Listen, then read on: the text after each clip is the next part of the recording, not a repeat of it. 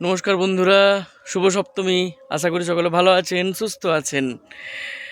আমার যে যে সমস্ত বন্ধুরা আজকের এই পুণ্য দিনেও পুণ্য তিথিতেও ডিপ্রেসড হয়ে বাড়িতে বসে আছেন, মন খারাপ করে বসে আছেন, তাদের উদ্দেশ্যে বলি, ভাইটি বা বোনটি, তোমার কিচ্ছু হয়নি।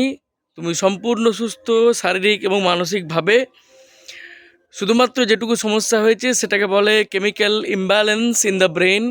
মস্তিষ্কে হরমোনাল একটুখানি ইমব্যালেন্স হয়েছে, যেটা ডাক্তারবাবুর পরামর্শে সহজেই চিকিৎসা করা সম্ভব। খুব জোর হলেও তোমাকে সম্পূর্ণ সুস্থতায় ফিরতে কয়েক মাস টাইম লাগবে।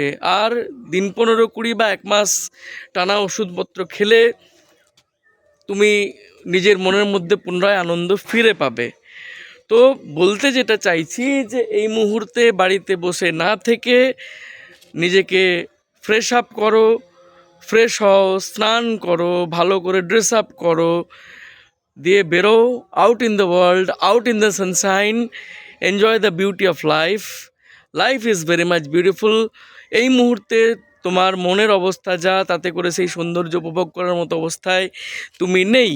Yet again, life is beautiful, enjoy life, be happy in your life, stay stress free.